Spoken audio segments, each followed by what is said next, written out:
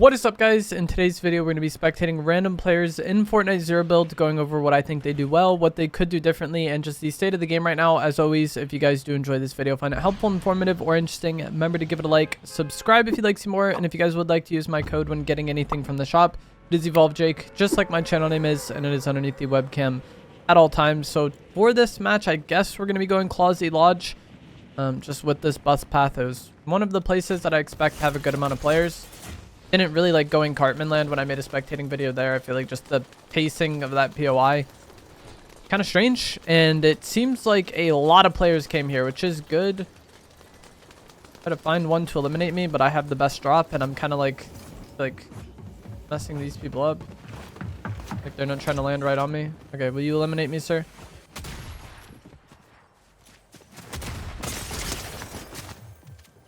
It's an AI, I'm pretty sure. Okay. This is as well. I'm getting less confident about the fact that there's so many people here. Maybe this person is real.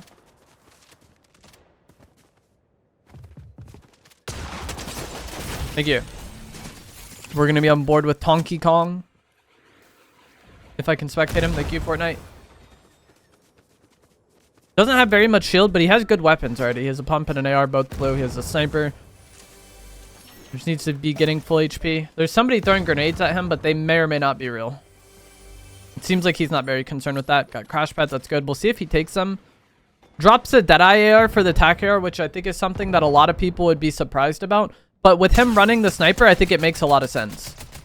You can use the sniper and the Deadeye. It's not the worst thing ever. But if you are going to snipe, the kind of advantages of the Deadeye, or I guess like the disadvantages of using something like the TAC AR aren't as big of a deal. And he hits a good snipe there, and then he's able to clean it up. Takes more damage than you would have liked, but when you're using something like the TAC AR or some of the SMGs, you really lack at range, and you really lack having like that accurate weapon for long range. And if you're gonna have the sniper to do that, then you're not gonna miss it from the Deadeye as much, and so you can run something like TAC AR, TAC pistol, and have like a better close to mid-range weapon while still being relevant in long range. But it requires you to be pretty good with the sniper, I'd say. Deadeye is really easy to use at long range, and so you put a lot of pressure on people. And so if the snipers are going to choke, then it isn't really that good of a replacement for long range. We'll see how this player plays it. I'm not happy that they didn't take the crash pads back there. I think the crash pads are very good, and I think the fight that he had versus the player on that roof would have been a lot easier if he just crash padded at them after getting that damage rather than running and mantling up. He could have crash padded onto the roof or crash padded over them, maybe shot them while in the sky, or just landed on them and had a lot more of like an even fight than what he had. And typically even fights aren't really what you're going to be looking for, but it's not really an even fight because he has like such an HP advantage on that player already. Also takes some minis over bigs, which I'm not too fond of, but we'll see the way it goes. I think these players over here fighting might be AI.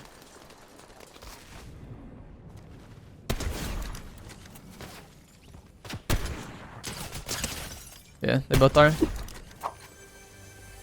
Crash pads in there. So he could have a full stack of crash pads right now if he wanted, but he's going no mobility. And this is one of the unfortunate things about having 3 guns, is you gotta kind of skimp out somewhere. Like so far this season or recently, I've enjoyed using 2 guns, mobility, a cover item, and heals. And if you're going to run 3 guns, then you either got to ditch your cover item or ditch your mobility item or ditch your heal. You can't really run 3 guns and the chest is above him. You can't really run 3 guns and those other options as well. And so you got to be lacking somewhere. And typically I just don't feel like the sniper makes up for that. And so he chooses to go no cover, or sorry, no mobility item. And that's going to make it a lot harder for him to push eliminations, which is he's going to get snipes on people and then probably not be able to do anything with it. And it's also going to make it really hard for him to deal with any sort of like unfortunate timing or third party situations. Because in a BR, if you're playing somewhat aggressive, that unfortunate timing is going to happen. And then those third parties are also going to happen. And mobility is one of the best things you can do to respond to it. Does have like the bubbles to help a bit, but bubbles don't really last that long. And if somebody's like third partying in the sense that they're like on you, that bubble isn't gonna help you too much. Also dropped the tac AR for the enforcer AR, which is not something I would be a fan of. Again, I said that like you can run something else with the sniper and not really miss the deadeye. We'll see how this fight goes. That's a very, very high IQ shot. He shot him through the cracks. And the enemy that was healing in here seemingly had no idea that that was a possibility. But anyways, what I was going to say is earlier I touched on the fact that like running the sniper frees you up to use a different like mid-range weapon. And you can kind of take a mid-range weapon that feels better at close to medium range and, you know, have that firepower for those fights and not really miss the Deadeye's range as much. But using the Enforcer AR, I feel like you don't even make up... You don't get better at close range, I think. Like, I don't know. I'm not a huge fan of the Enforcer AR. We'll see. They're going to be buffing it in the next update. And maybe it gets better. But I just see it as like a very strange weapon because it's a third-person AR that's kind of more optimized for long range. Like, it has high damage, low fire rate, meant to hit it hard at long range. And being a third-person weapon that does that just doesn't feel great in a loot pool that has a red dot AR named the Deadeye. That's like very accurate, very high fire rate. Like, it's just like, I feel like the Deadeye is better at long range and close range and medium range. Getting ran over here. Running the snipe versus a car like that is not the play because the one shield. That's why cars were so good at their start of Chapter 5 when the Reaper sniper was very good. Gonna try to snipe this person out of the sky. Get shot by a third party. And this is why I'm not a fan of minis, because he can't really get any HP in this time. This situation is not getting better for him at any point unless he gets more loot. If you have a big pot here, if you have a slurp, if you have a chug jug, you can drink that and then get back to full HP. But the minis being capped at only getting you to 50, it just makes it a very limited item to carry. In the past, minis were very good because the spawn rate of items was kind of bad, like in OG. Chapter 1 days. Oh, we get the stick. But back in the day, minis were really good because they had a higher spawn rate and it was just hard to get shield in general. But now with vending machines everywhere, there's a guy above him. With vending machines everywhere, it's not as big of a deal.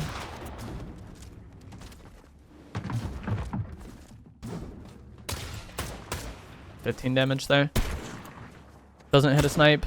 This Spartan player he's fighting doesn't seem very good. But this season, someone who's not very good that you're fighting around close range like this can still be really dangerous because the dual shotguns are just rough. Someone picked up the stick. This isn't the player he's fighting. This isn't AI. You don't want to focus on this too much because this is just going to make you a potential like third-party target for that other player that was lurking around here. It seems like they do kind of know that. They immediately got to like an area where they would have right shoulder peek if the enemy was pushing into them.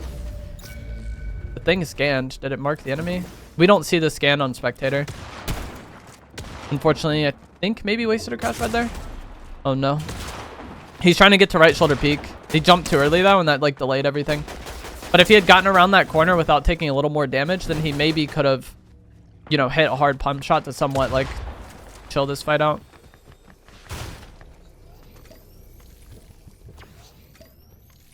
That's just like the danger of 50-50ing without early tags. Doesn't go your way and then you're almost just dead off it. I think had that Spartan did a better job of chasing, the aura would probably be dead. And I think the aura is a lot better than that Spartan, but that's kind of like what I was talking about earlier. Between the minis and the other heals, I didn't get to say this because the fight broke out, but another reason why minis were preferred back in the day but not as much anymore is like the length of time it used to take to use big pots. You needed 5 interrupted seconds to get any health, but once they made it to where you used heals over time, it became not that great. Again, doesn't want to focus too much on that because it's a bot. And that makes him a prime third-party target for this player. And even if this player wasn't there, we know that that Spartan is also in this area. Also, with those kind of like 50-50 close range fights, having pump and Enforcer AR is just not as clean as like pump and tac AR would have been, or pump tactical pistol, pump and flex SMG. That's why I just was not a fan of running the Enforcer with the sniper. If he was going to run the duels the entire time, it would be less of a downside, but like pump and Enforcer is not it. It didn't really come to matter because every close range fight he got that wasn't going his way like super quick, like versus the Spartan and versus this lady, he didn't really get to play. Like this lady just, you know, got timing and killed him. But had he had a somewhat scuffed fight, I think the fact that he's using the Enforcer AR instead of another spray weapon with the pump would have maybe cost him. This lady's trying to hold that Spartan. Lots of snipers being used in this game. But trying to eliminate bots when there's other players in the area, you don't want to spend too much time, attention, or like resources doing that. You just make yourself an easy third party. I don't know why he's gonna drink the chug. He's like trying to be greedy for heals. If I was them, I would probably just drink the chug and then have went to this gas station and bought something. But also the stick of truth is potentially going to be in play. Somebody picked it up, but it hasn't been placed yet. Maybe they just don't place it at all. But it is something you need to be mindful of. It spawned over here, and so they'd probably activate it somewhere over here. Maybe they go into the ocean. With a zone like this, that would be my biggest concern, is them bringing it into the ocean or bringing it to the cave that's over here. I think it's like right here. There's a cave, and if they bring it there, then it's like a situation that can kind of create heal off. And that's what I want to avoid most when somebody gets the stick of truth. It's just a situation where it will come down to heal off. If they put it on a mountain and we have like a, you know, chaotic endgame fight around there, cool. But I don't want to be forced into a situation where heal off is going to happen, or forced into a situation where like someone puts it in the ocean. Like that, I want to avoid. Seems like he's maybe trying to like gatekeep somebody. Like the cave that where they would take it is under him right now, basically. Maybe he expects it to come here, or he's just here to be here. I don't know. But everybody we were spectating was so far away from the stick to like be relevant in the fights around it.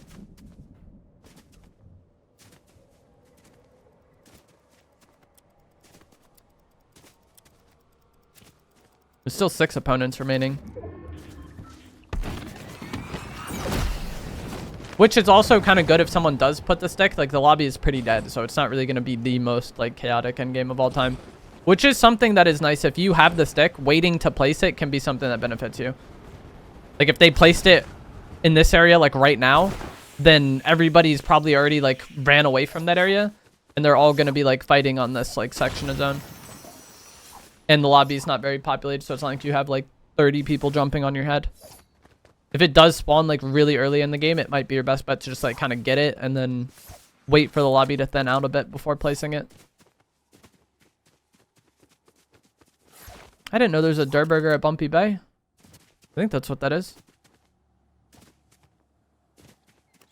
Is it a clam? Might be a clam because it's like on the ocean.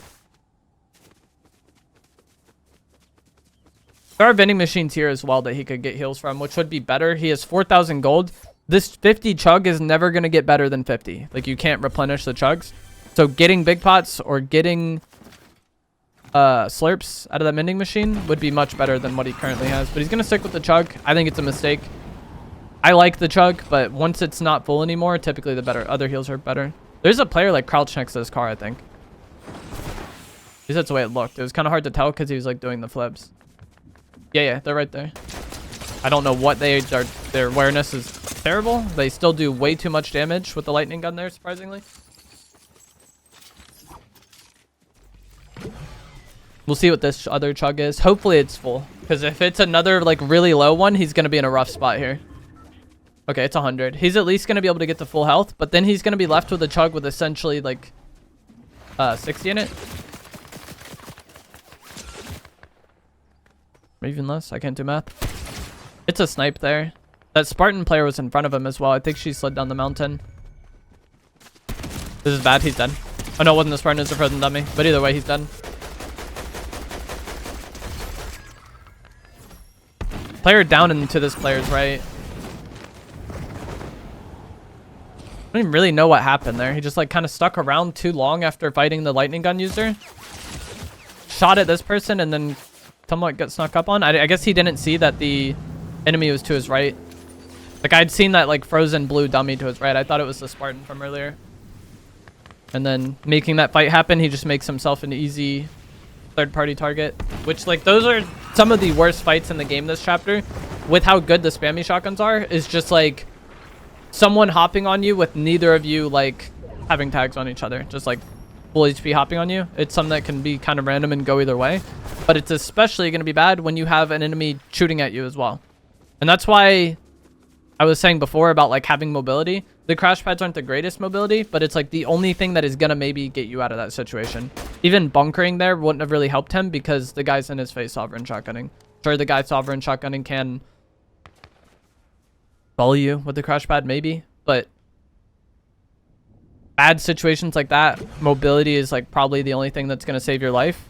And that player's mobility item was the wingsuit, which is just not going to work. He's dead before he gets it off there every single time. And even if he does get it off, probably just gets AR'd out of the sky by this person.